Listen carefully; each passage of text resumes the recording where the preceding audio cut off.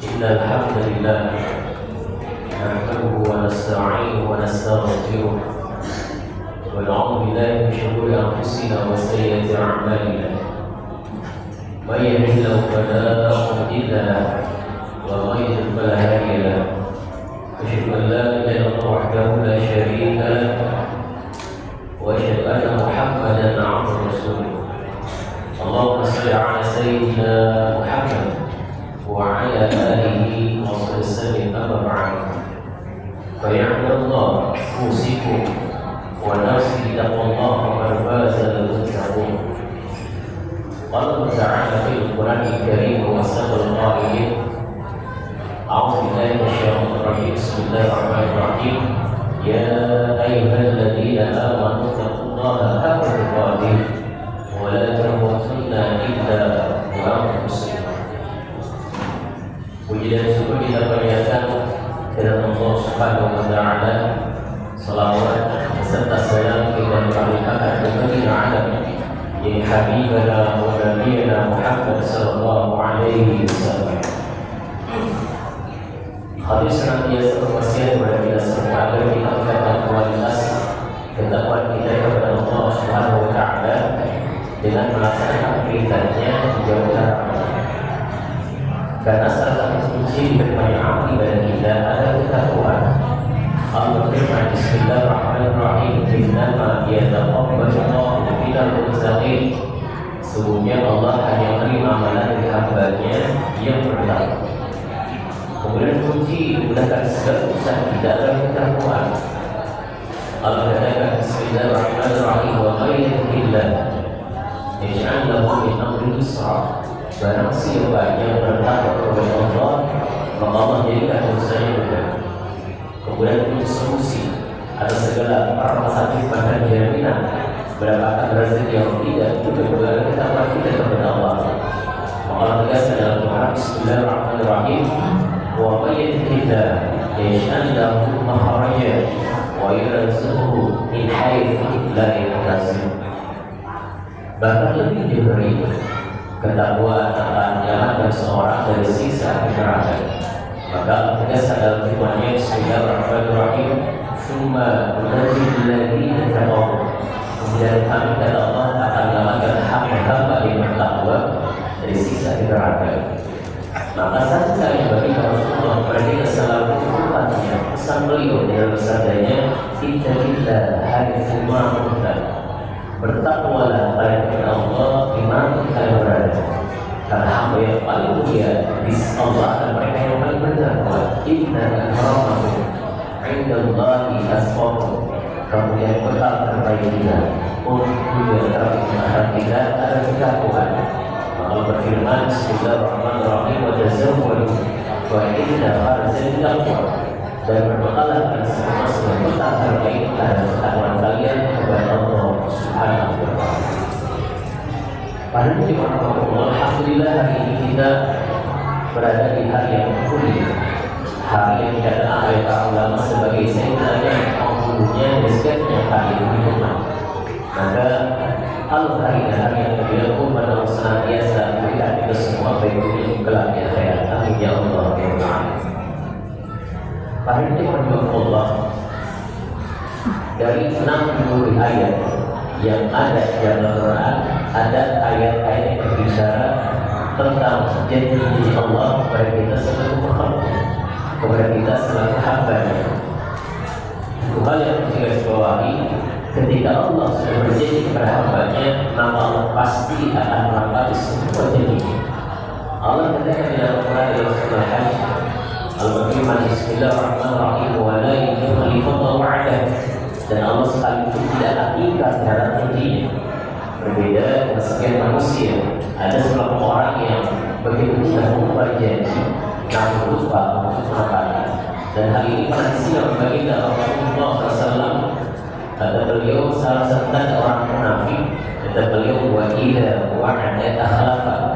Jadi dan orang munafik yang ketika berjanji dia ingkar terhadapnya.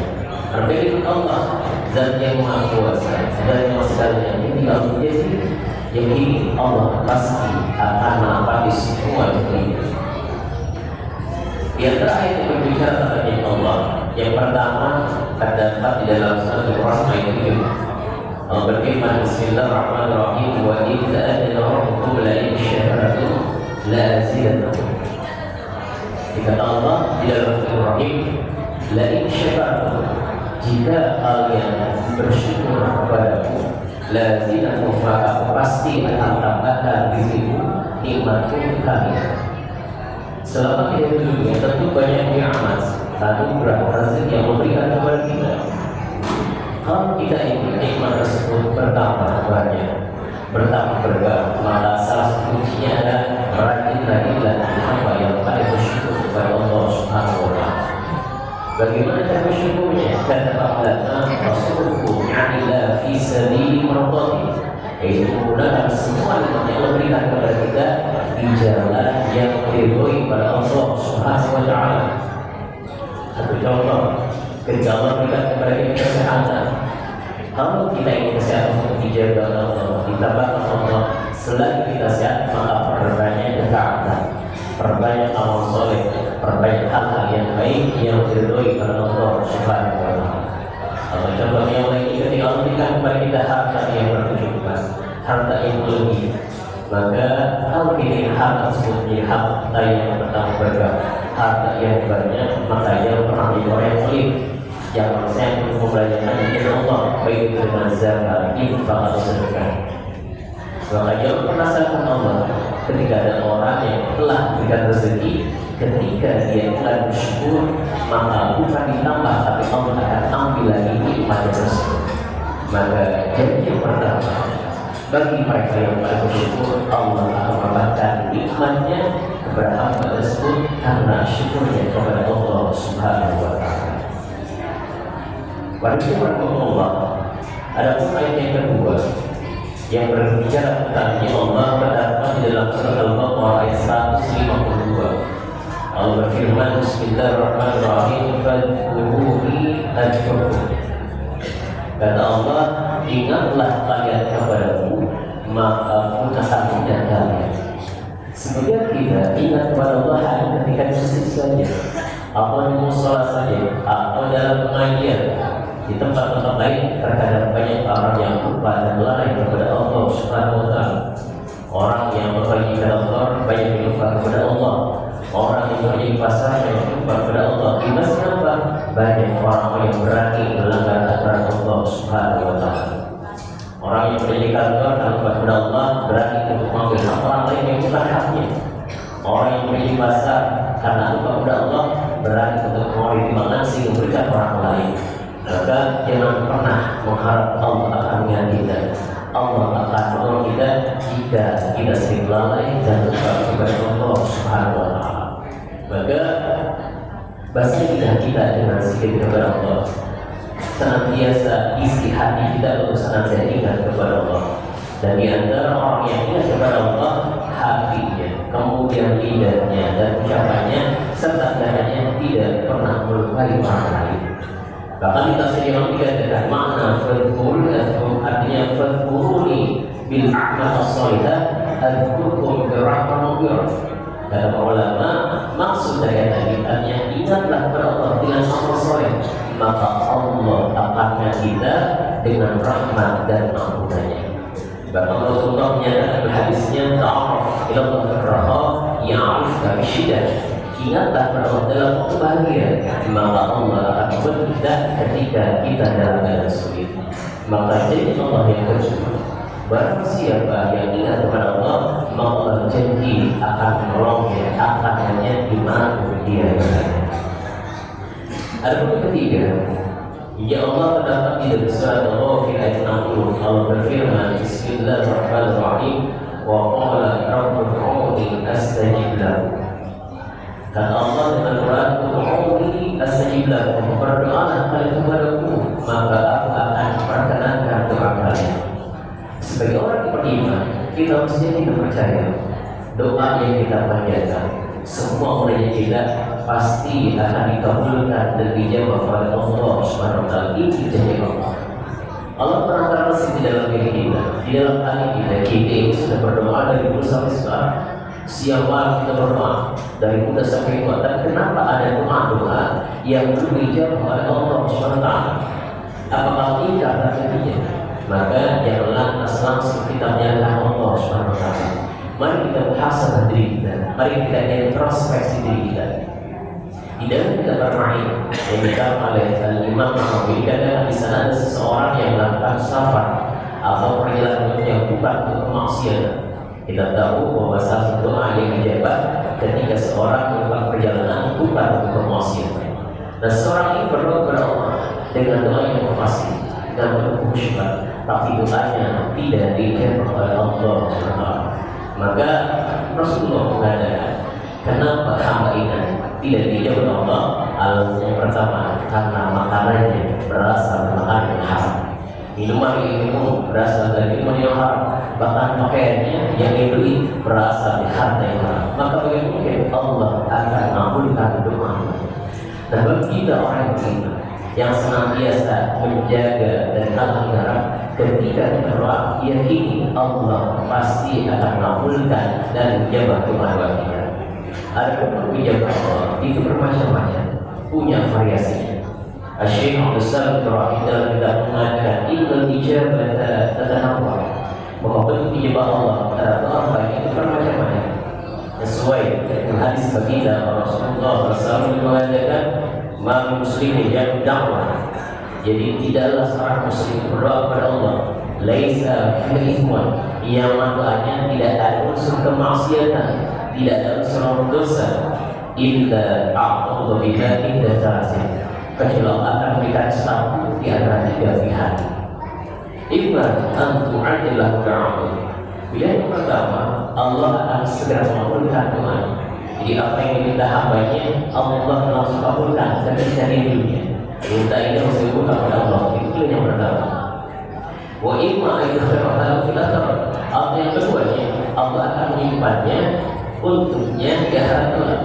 Jadi orang-orang yang berdoa, meskipun doanya tidak diterima di dunia, tapi doanya itu akan berubah menjadi bentuk pahala kelak di akhirat.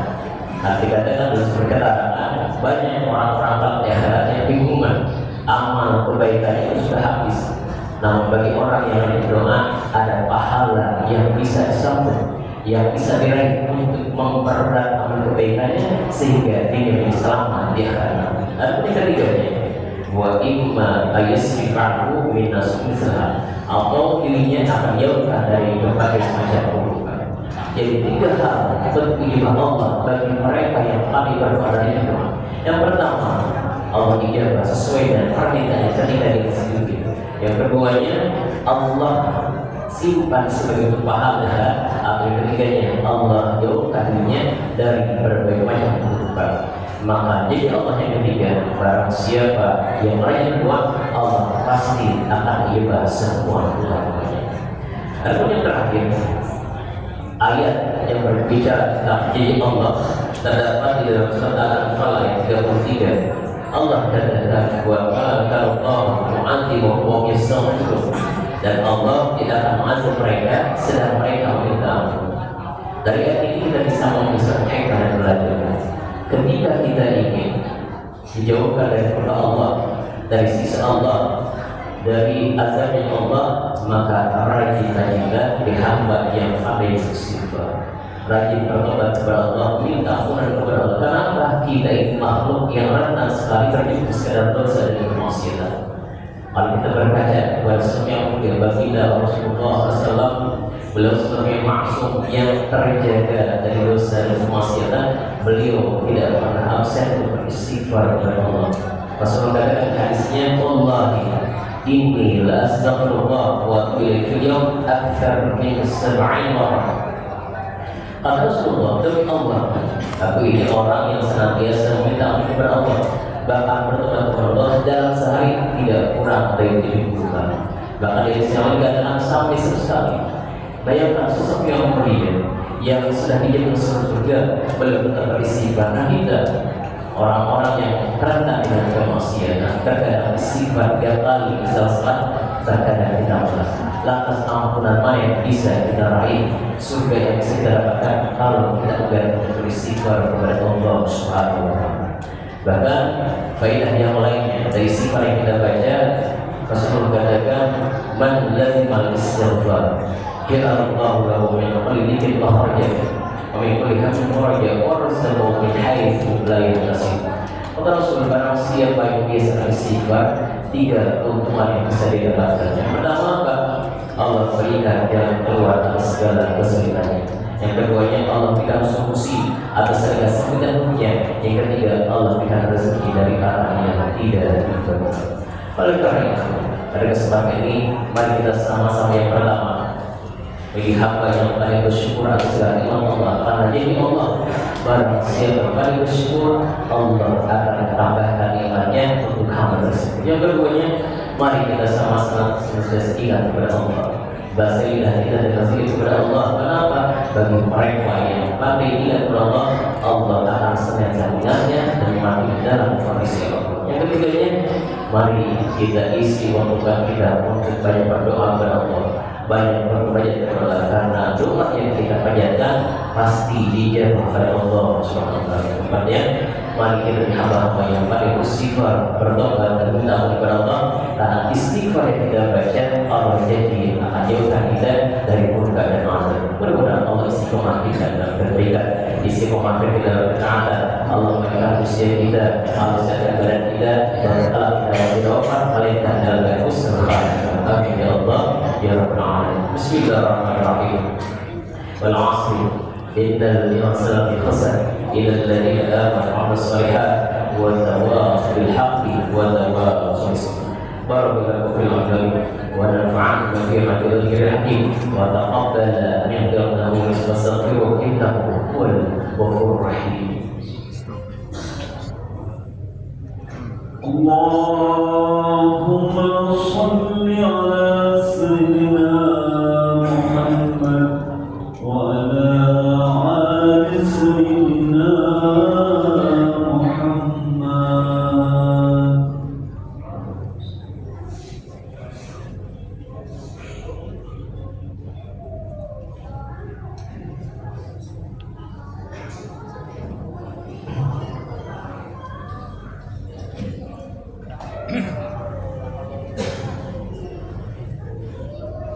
Alhamdulillah alamin wal 'aqibatu lil muttaqin wa la 'udwana illa 'alal zalimin. Asyhadu an la ilaha illallah wahdahu la syarika lah wa asyhadu anna Muhammadan 'abduhu wa rasuluh. Imamul anbiya'i wal mursalin wa afdalul khalqi ajma'in. Salawatullah wa salamu alaihi wa ala alihi wa sahbihi lahum bi ihsan ila yaumil amma ba'du. فيعبد الله اتقوا الله واصلحوا امر دينكم ومعاشكم وتفكروا في مصيركم وانتم هذا وصلوا وسلموا على امام المرسلين قائل غير حدر فقد امر تعالى بالصلاه والسلام عليه في محكم كتابه حيث قال عز وجل ان الله وملائكته يصلون على النبي يا ايها الذين امنوا صلوا عليه وسلم تسليما.